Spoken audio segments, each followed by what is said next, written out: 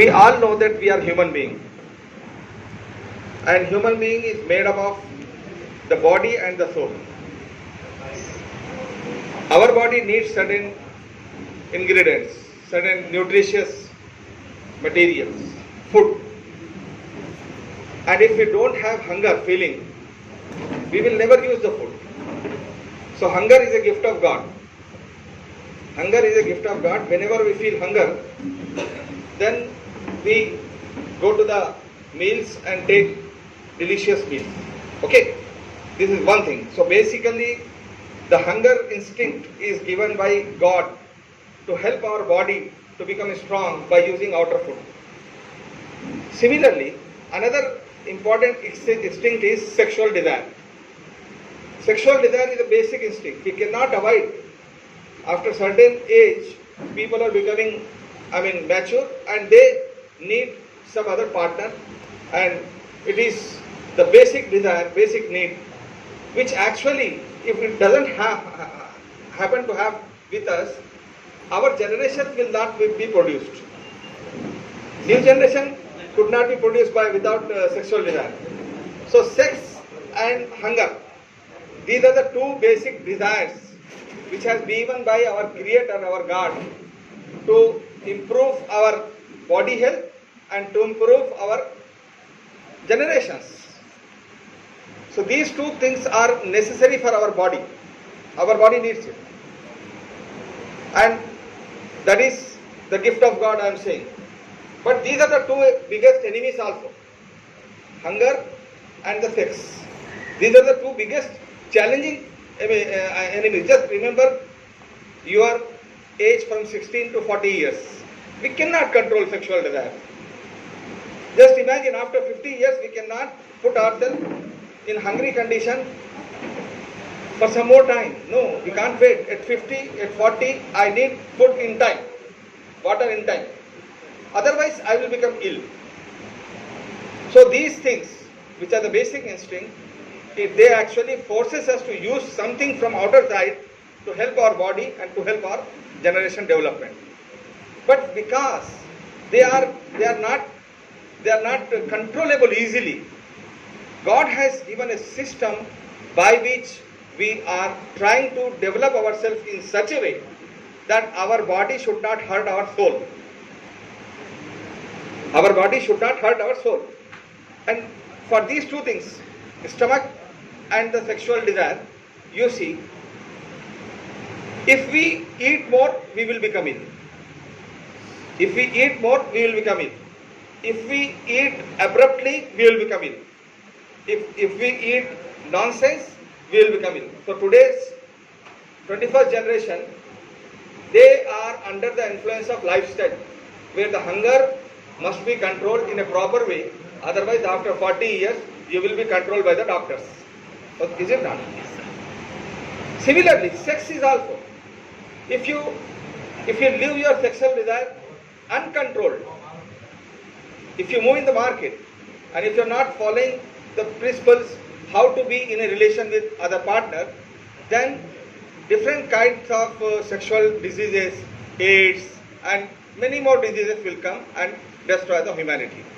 So this means that hunger and sexual desire, these are the two basic things which we need to save our body, to save our generation, but they should be controlled in a proper way. So the interesting part of Ramzan is that it gives us training to control these two only. For 16 hours, 14 hours, whatever it may be, from morning till evening, we are being prohibited by our Creator not to use the things which are permissible, which are genuine, and which are not anything wrong. I have food at my home. I have food in my fridge. I have water in water cooler. But despite of having all these permissible eating and drinking material, I am trying to just keep away myself because I have commitment with my Creator that since morning till evening I will not use this. So this is a kind of training. When you are stopping yourself with the permissible things, then you must be aware that not permissible things will never be applied and you cannot use that. So if I train myself to stop myself from permissible items, then improper things, improper eatings, and the way in which we are living right now. We are trying to grab things from others and improve our lifestyle. All these things will be prohibited. So this is the control on hunger. Ramzan gives first important objective that you must learn how to control your hunger. Another thing is that if you feel hunger, then you will feel hunger of others also. God has given many things to me and I am using them. But many people are there who don't have food. Who don't have food. So that kind of, consciousness will be developed by Ramzan. This is the first objective, that I have to control my hunger. Similarly, I have at my home my beloved wife. Permissible relation. No stopping. I can live with her in any means. And she is one of the best partner. I have really, perfect relationship with her. But since I am in fasting, since morning to evening, I am committing to my Creator that I will not go into the sexual relation, permissible sexual relation with my wife for 14 hours, 14 and a half hours, whatever it may be. So if I am controlling my sexual desire, which are permissible by the order of God, by the wish and will of Creator, then I will not go for any improper relationship. This is the second important lesson which actually Ramzan gives us, that you must have to control your sexual desire in such a way that the humanity should not be burdened by your crimes. So all these things means, if you just analyze all of the attendees here gathering, you are learned. Alhamdulillah, Kottagalam is well learned place. So I am just putting in front of you one point to think that all crimes, if you see, all crimes in the society, the major part of the crimes in the society is because of these two only, hunger and sexual desire. That's it. If we control these two, then the whole society will become clean. This is the lesson of Ramzan, which actually we have to communicate to other non-Muslim brothers. But unfortunately, my Muslim brothers, मेरे मुसलमान भाई, आप लोग सोचिए कि रमज़ान का जो तारुफ इनको कराना था हमने वो नहीं कराया इनको. रमज़ान के बारे में इनको क्या मालूम है? रमज़ान आते ही समझते फ्रूट्स का महीना आ गया. रमज़ान आते ही समझते कि बिरयानी का महीना आ गया. रमज़ान आते ही समझते हलीम का महीना आ गया. रमज़ान आते ही समझते दावतों का महीना आ गया. रमज़ान आते ही समझते खूब खरीदी का महीना आ गया, परचेज का महीना आ गया, sales and buying and selling का महीना आ गया. ये गलत इंट्रोडक्शन है.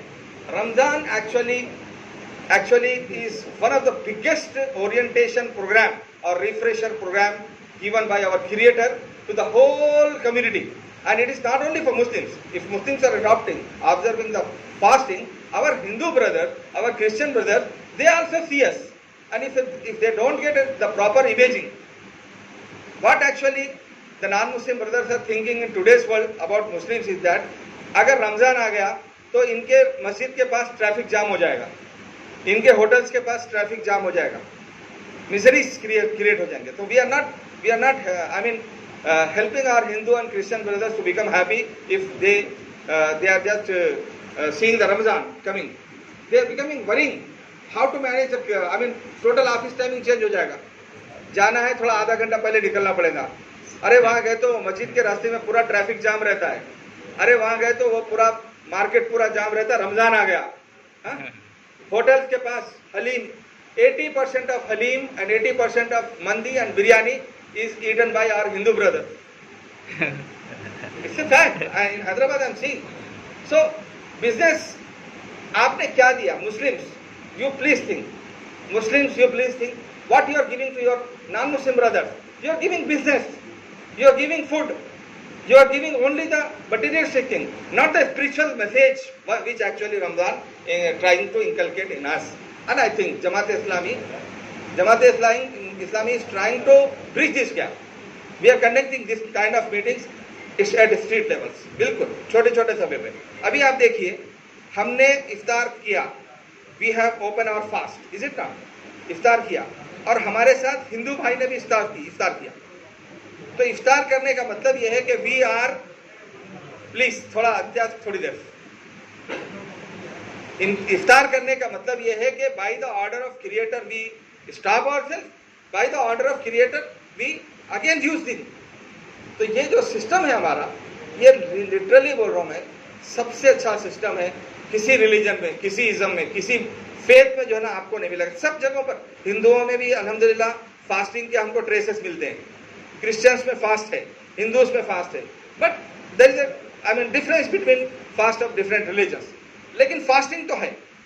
तो क्या हम अपने हिंदू ब्रदर्स को जैसे दस्तरखान पे बिठाए, वैसा हम अपने लाइफ में नहीं ला सकते? मैं हमेशा ये बात कहता हूँ और आज फिर मैं कह रहा हूँ कि Jamaat Islami is willing to develop an apolitical model for the development of Hindu and Muslim relations, Christian and Muslim relations in India. In my opinion, politics is one of the enemy actually. For some time, if we Muslims stop political effort for some time and go to the apolitical agenda like Japanese, after Hiroshima and Nagasaki disaster, they started a political agenda. So three important points I will give you at this moment, where Muslims and Hindus and Christians can move forward, because we are living together. I have my classmates, I have my friends, I have my neighbors, Hindus, and I have many areas where Hindus are connected with me. Then why only I restrict myself to the politics? The political agenda, in my opinion, has three main areas where, brothers, all of us have to think. We have good relation. The first major area in which we Muslims can collaborate with our non-Muslim brothers is the education. Education is the need of the development of the society, where institutions should not be given the name of minority institution or Muslim institution. Institution is the institution where we have to go along with non-Muslim brothers also. So I appreciate if some of you develop schools here, colleges here, in collaboration with your non-Muslim friends, that will be the, wonderful point for our society. Number one. Number two, entrepreneurship. Many people are doing business together, but it has to become a scenario. It has to become a culture that Muslims and non-Muslims together can build a business. And we have friends. Friendship के लिए जो है ना हम business नहीं कर सकते क्या? हम सब कर सकते हैं. The second important area where politics doesn't involve in education and in business.